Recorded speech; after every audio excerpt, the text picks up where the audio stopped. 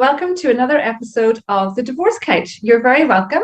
My name is Claire and I'm a divorce coach in Northern Ireland. My name is Salma and I'm a divorce coach based in London. Hi, I'm Simone and I'm the divorce coach in Germany. So today we're going to look at the topic of finances. And there are two really big areas in any divorce journey that seem to override so much. One of them would be children and the other one would be finances. This is where a lot of the contention comes in. This is where a lot of sense of power and control comes in. And this is what raises a massive amount of emotional triggers in everybody, I think it's fair to say, on a divorce journey. Because suddenly the security you had in your future, whatever it happened to look like, is just not going to look the same. And there's an awful lot of readjusting in our thought process and in our ability to cope with change. So there's the change of our living arrangements, and then there's the change of our entire future from a financial aspect, whether it's retirement or whether it's, money for holidays or whatever it happens to be. So we're going to break this down at some point into maybe one or two other episodes as well, because it's such a big area. But today we're going to look at the overall concept of how finances impact us on our journey through a divorce. So would one of you ladies like to start the conversation? I think, because I represent the more project part of divorce very often, the first thing that came into my mind that I just totally hadn't anticipated going into my divorce, and what I'm really now also trying to make my clients aware of is that is information that you need to gather and you need to basically, if you want to, okay, now let me approach it differently. If there is something that needs or that will be changed, that will be split, then you need to know what there is to split. And I think in the previous episode, I talked about, I was more in charge of the children, and we had a oral agreement that my ex-husband was dealing with the finances. That to me came like a whammy, right? And similarly, I would think that to him, it was probably equally difficult all of a sudden, to just take over the children when he was with them. So that part together, I had an idea, we talked about it, but to bring everything together to create a status quo, to then split that was huge, that was massive. And then you have people telling you, but you have to know, what the accounts and where are the assets and all that. Basically also the vocabulary, I was lacking the vocabulary, but I don't want to sound illiterate in this regard, because I don't. And I feel very attacked, right? Because we had an agreement and we chose different positions, and it was just something that I hadn't been prepared for. And yes, it was very emotional. I'm not even talking about the future, right? I was lacking the vocabulary. What do you mean I need to bring together? Yeah. That was a huge learning curve for me. Yeah. I am now. So I suppose what you're saying is to, you may not have that information at the point that you decide to, that you're going to go your separate ways. But then it's so important at that point to start getting that information together and finding out what is it that is going to be up for discussion.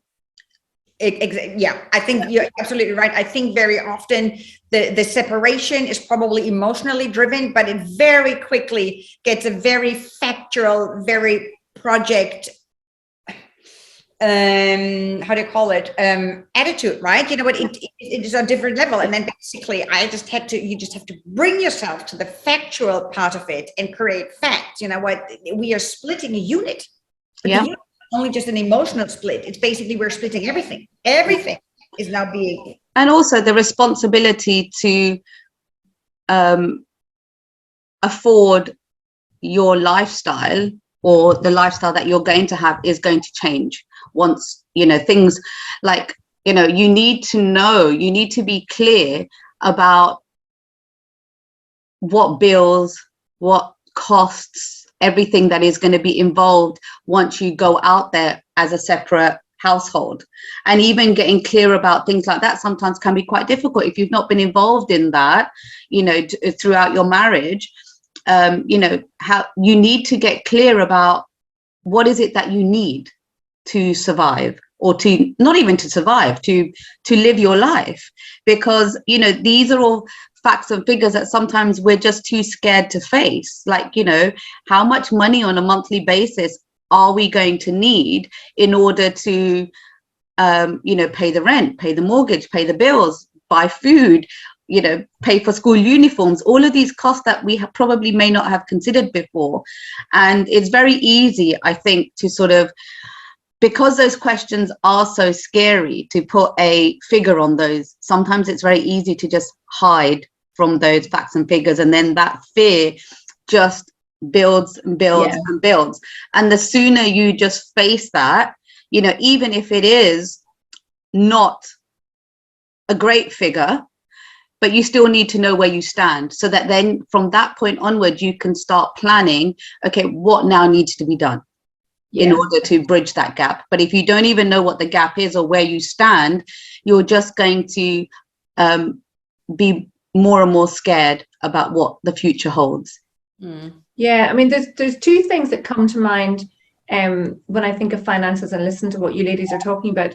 The first one would be something that somebody said to me a long time ago, and I've never forgotten it. And they said, you know, the legal system of divorce is the legal system. It doesn't make it fair. It just makes it the legal system. So there's an awfully big amount of unfairness very often held by both parties on a divorce journey. It's unfair that she should get. It's unfair that I have to give. It's unfair. So unfairness is something that nearly has to be accepted as part of the process, because the more you resist something, the more difficult the process becomes for us. And we can control that. So what we can control within our world is what makes a difference to how we go through a journey. The other side of it would be the fact that, you know, before you come to a point where you're thinking of divorce, or divorce comes to your door, whatever it happens to be, we each have roles. As you said, Simone, you know, you did more of the children, your ex-husband did more of the finances, and these are like the unspoken things. But we all have a money story, and money triggers everybody. I don't believe that money has no trigger for anyone, because we have the stories that we learn when we grow up about what money is, and does money mean security, does money mean identity? So when money is looked at as something that has to be divided with assets, it triggers lots of different core things. So it is a very difficult concept to look at. And if you're on a divorce journey and you're someone who never did anything to do with money, the fear factor that raises can paralyze you to the point where, as you talked about, Salma, it's really important to know where your starting point is. You can't go anywhere until you know, but fear can keep you stuck from finding it. And if that is where you are in your story and you're listening to this video, the most important thing I would say to you is you need support. You need somebody to help you to find out what it is that you don't know that you need to find out. If you're in a relationship that is anyway abusive, the idea of a safety plan is paramountly important. And part of a safety plan is, what financial information do you need before you possibly leave the family home? What do you need to have in your possession, in your knowledge? So there's lots of different things that when you look at finances with divorce, because divorce journeys start before the actual divorce happens. So the more prepared you are for anything, the more your fear level can be reduced, because you're dealing with facts. And even if the facts aren't good, you know what your starting point is, and then you have to figure out how you go forward. A financial advisor is a very good option in the middle of a divorce journey. I would have said that I didn't know how to work out what I needed. And I know that sounds crazy. I'm quite an intelligent person. I'm a professional person. But working out stuff like that I'd never done, I didn't know how to do it. I kind of felt like I was looking into a black hole of how do you do that? What do I need? I don't know what I need. What do I need for emergencies? I have no idea. So going to somebody who has an idea of what it is, that there's a gap that you have, identifying a gap and investing in that gap to go, what do I need to know to be able to know how to make good decisions? Because another part of this divorce process is finances very often mean control for some people. And you may have a partner who says, if you leave me, you'll get nothing. So that's a fear. It's a very real fear, but is it a realized fear that's actually going to be what will happen in a court of law? Because you are entitled to something. So if you can recognize that fear is a big thing for you, for whatever the reasons, please, please, please don't be stuck in that fear, but go and find someone who can help you, whether it's a divorce coach like us, whether it is a financial advisor, whether it's starting with your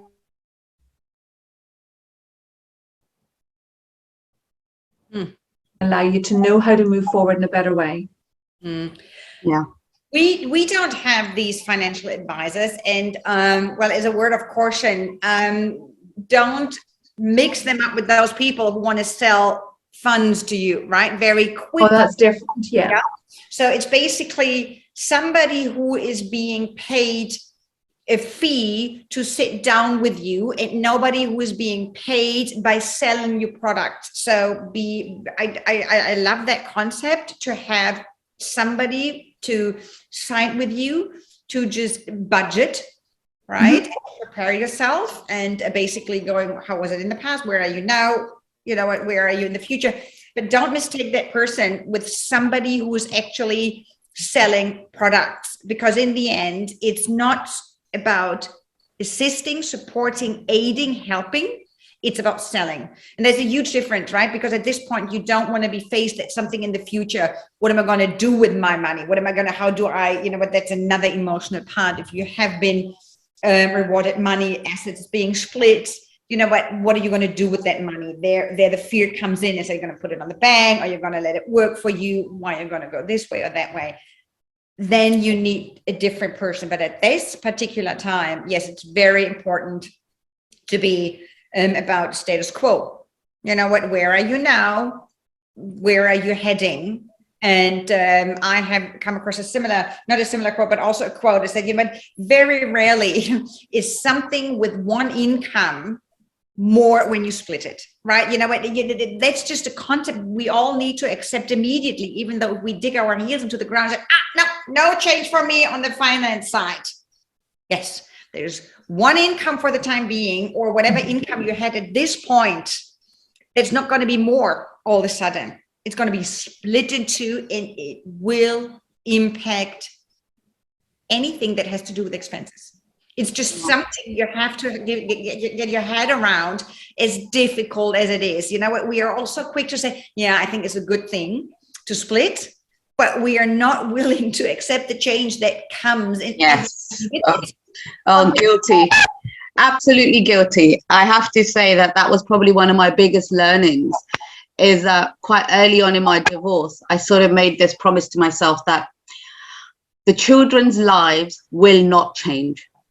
Right? I'm going to do everything within my power to make sure that they can still have their piano lessons, have their guitar lessons, football, whatever. I mean, we had, you know, there was a huge amount of expenses around the children. And I think that in itself, that sort of reluctance to be flexible and really kind of consider that actually,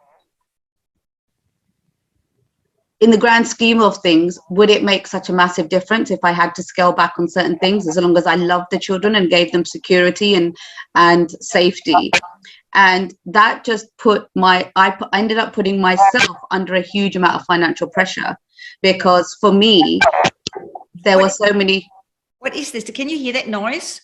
There's a bad echo off your mic, Salma, for some reason.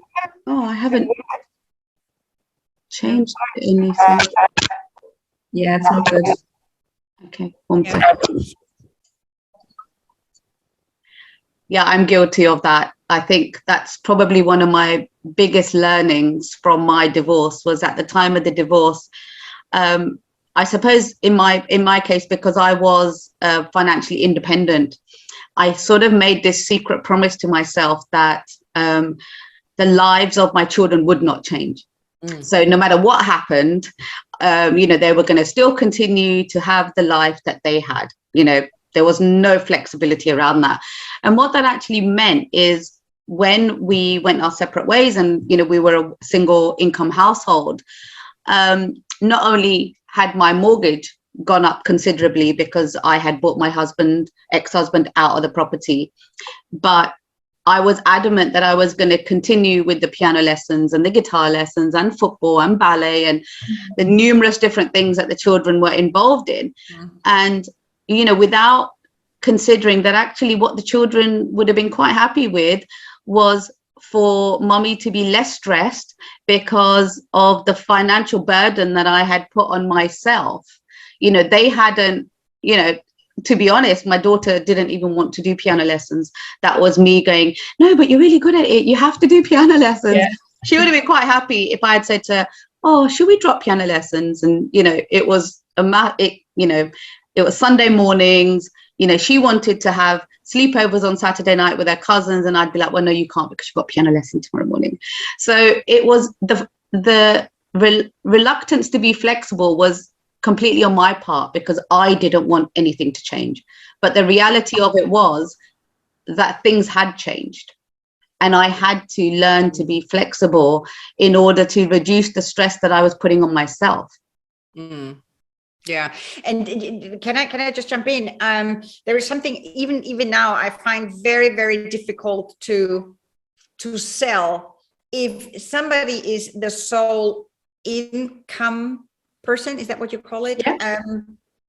You will have, and the children will experience two different set of lifestyles after the separation. Very possibly, yes. I find very difficult because I said, how does it work with the well-being of the child and the parent? The well-being is paramount to the child, because now they go back and forth, right? There is something possible that they used to be able to do while you were still married with one parent, but then when you go to the other parent, that is no longer possible.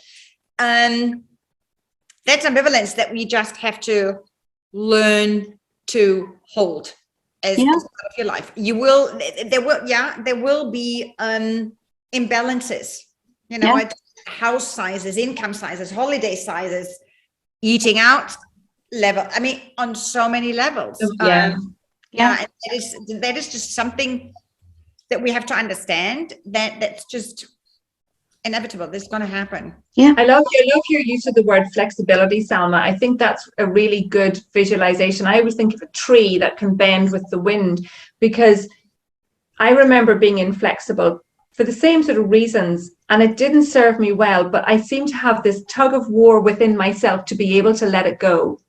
Yeah. Will the kids be fine if they don't do this? And the answer is yes, they will be fine.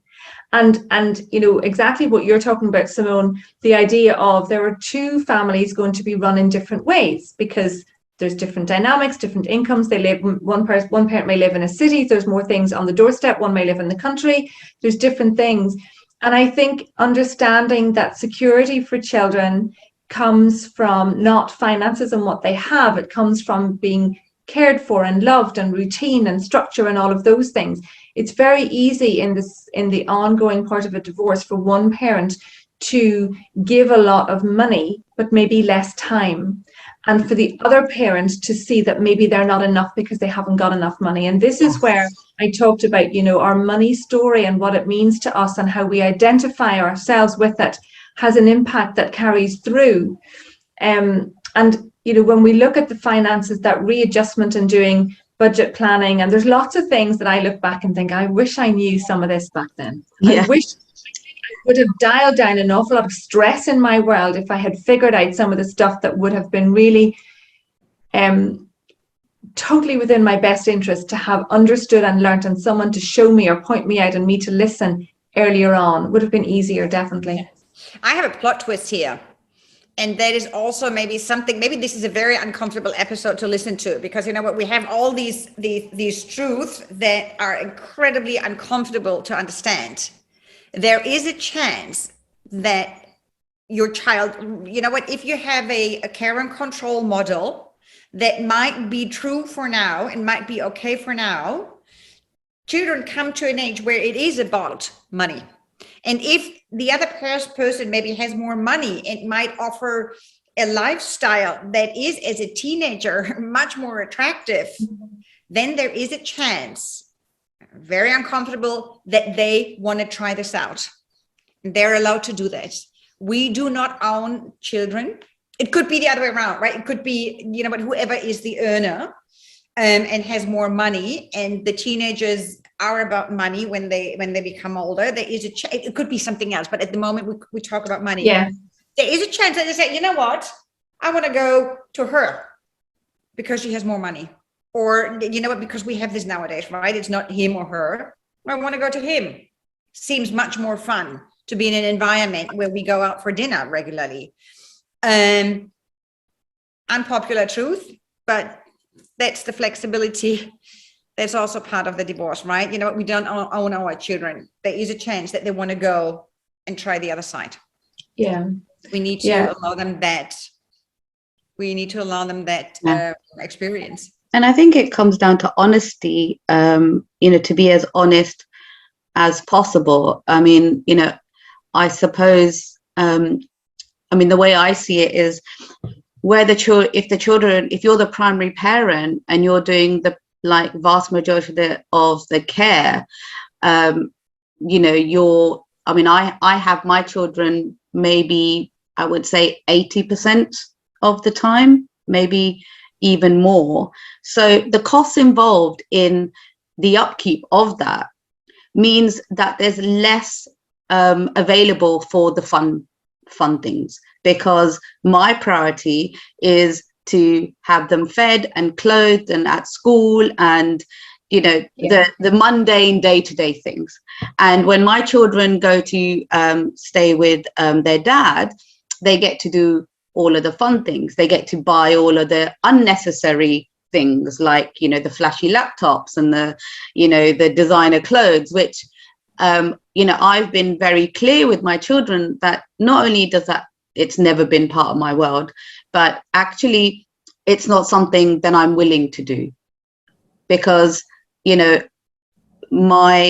don't have the funds to do that. So I think there's a certain level of, rather than compete with the other partner and think, oh well, I have to sort of somehow match what's happening on the other side, I think we have to be realistic about what we have available to us and what we are able to do without putting ourselves under, it isn't a competition. No. But it does sound, listening, and this is the first time we have an episode where it's a bit more debate, right? Yeah. Because it still sounds, but I might be the better parent because the world is not about branding. But if we look and say children are 50% both. Yeah. What if our child is all about brands? But I kind of like the whole brand world. Yeah. That, this is not about better or worse. It's kind of like what you say with the competition. And we have no hold over our children if they decide to go onto something which we, with all our attitude and mindset, do not support. Yeah. Does not mean that the child then going towards the other side. Yeah, I totally agree. Bad, right? And I just listened to it. We can only, I guess, parent with our values, and the other parent has different values. And that's so important. Yes, the values.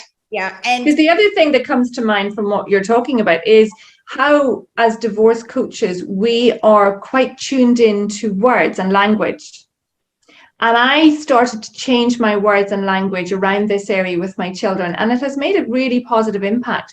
So rather than saying, every week, Mummy, I want to play the air hockey, Mummy, I want to do this, I stopped saying, no, you can't. And I stopped saying, no, I can't afford it, or I've just paid for the cinema, so we're not doing this, to I'm choosing not to put my money into that today, boys. Yeah. So it took away almost like we don't have enough, I'm not good enough feeling. And it changed how I saw myself, because it gave me a sense of empowerment within the world that I have, because I could have afforded to pay for the air hockey, but I chose not to do that on that day.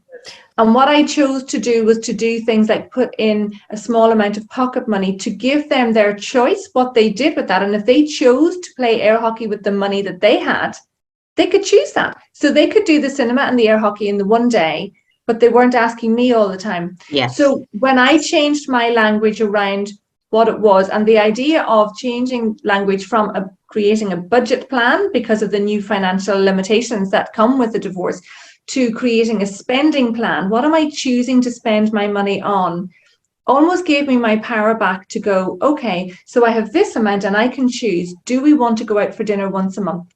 Do I want to put that instead to every 2 months, we have a night in a hotel as a treat? What am I choosing to do So me changing my language changed what the children heard, which has changed the money story within my home. And yet the amount of money I have is still the same. Yeah. But there's been a shift. Yeah, because the boundaries are there, right? You know, when we talk about boundaries, we're not just talking about boundaries with other people, but it's also the boundaries that we cultivate within ourselves. Like you said, you know, the money, you could have done that, but what are your personal boundaries? Where are you going to draw the line with what you could do and what you will do? And it's, you know, for me, it's very much about creating those experiences and memories, which actually you can do without spending loads of money, you know, to show a child that they're loved. And, you know, doesn't, for me at least, does not equate throwing lots of money at them. Definitely for, you know, there's different circumstances and, you know, but I think it's really about being clear about what your values are, what your boundaries are, and then being able to sort of stick by those. Yeah. What comes to mind is basically nothing where we are at should be, if you, well, we, the divorcee, is a surprise. There's nothing that probably wasn't already evident in the marriage, right? Who is more into money, who's more into this, who's more into that. So basically, that we are where we are after a separation gives the choice or the opportunity of reclaiming your identity. Yes. Right? It's not about if I have the money or not to go for brands. If your identity is that is not me.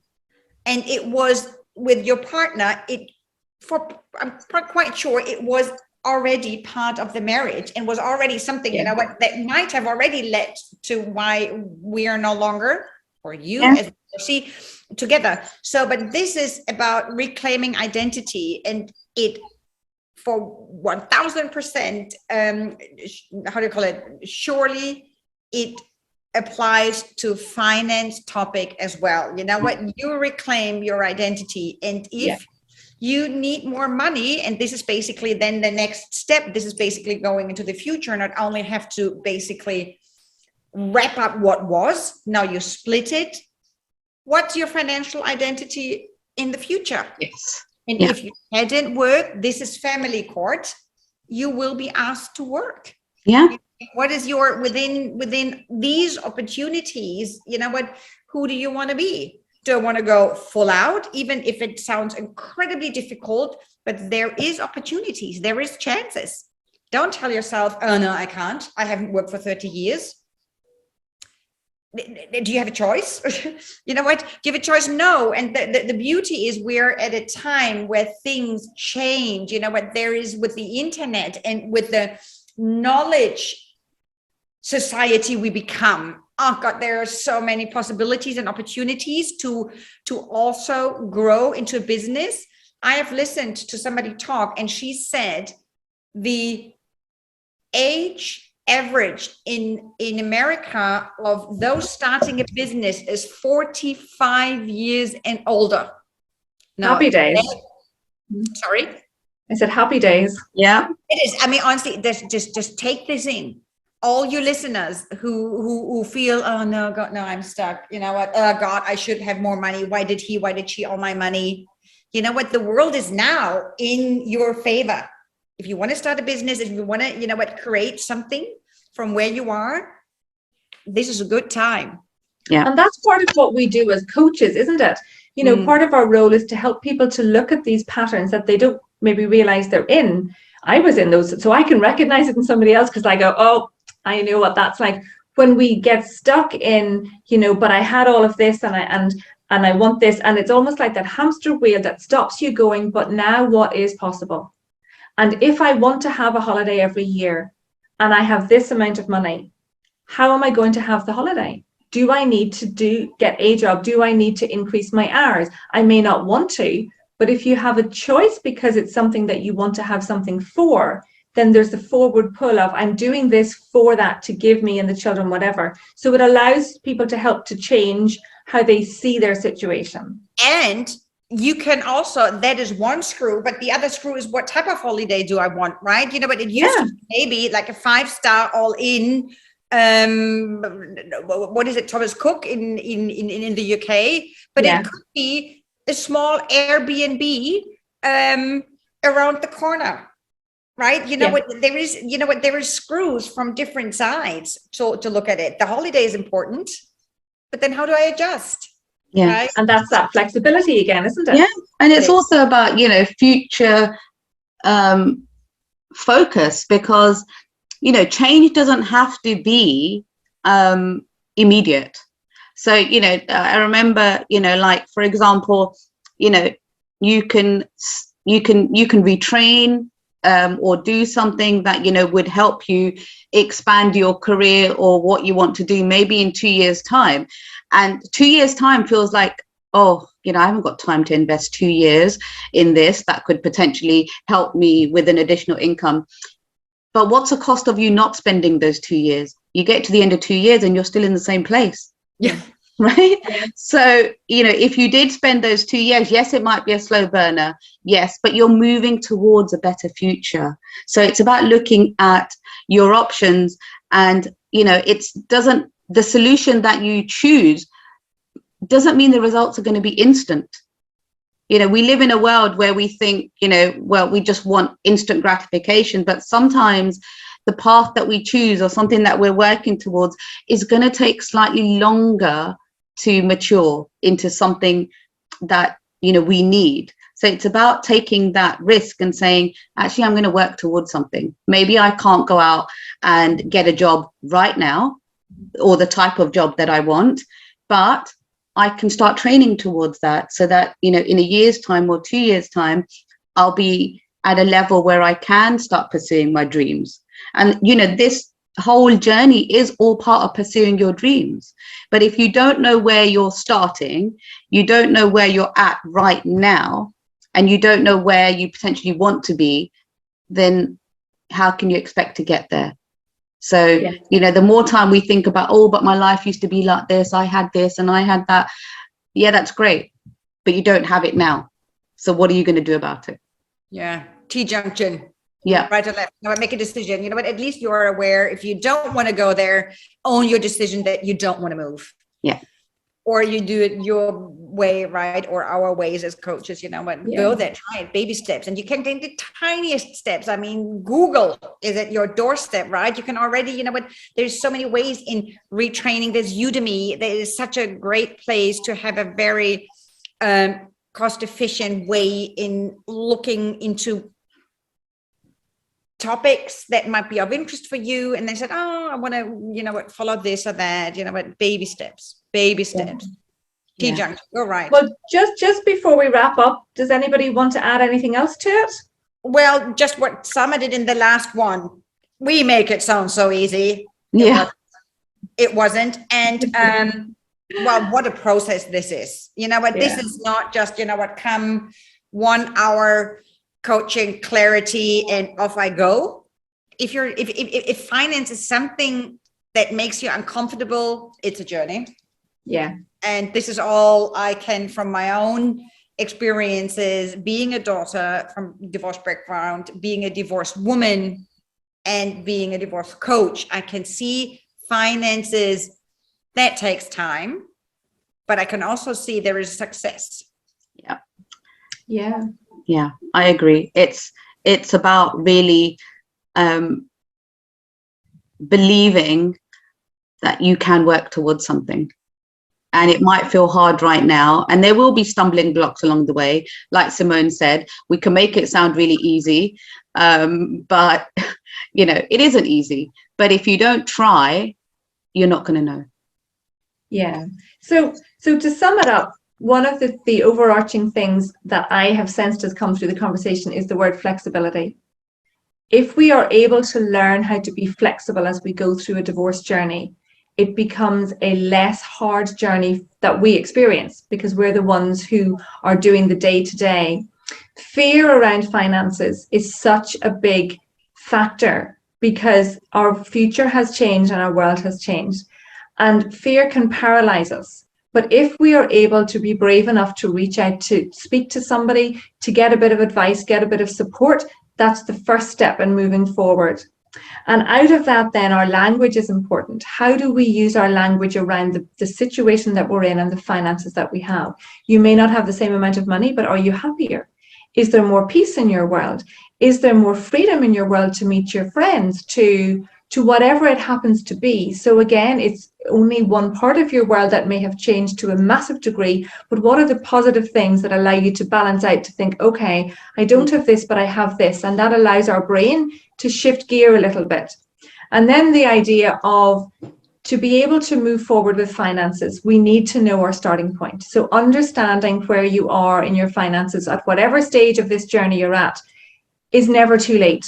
It's never too late to start that, to get your foot on the platform of this is where I am, then to forward feature where might I like to go based on what I have now, my resources in finances, and also in who am I? What resources have I got as a person? What are my skills? What is my experience? What is my learning? All of that.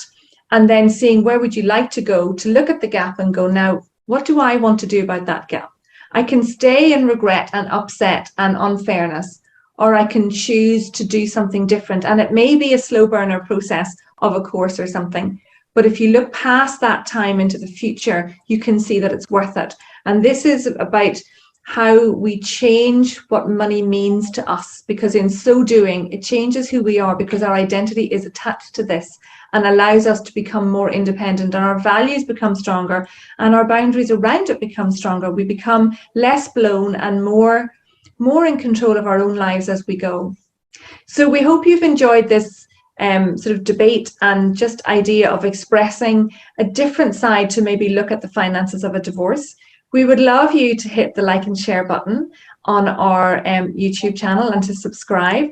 And we look forward to you joining us again on the couch for the next time we have a different topic to discuss. Thank you very much. Thank you. See you next time. Bye.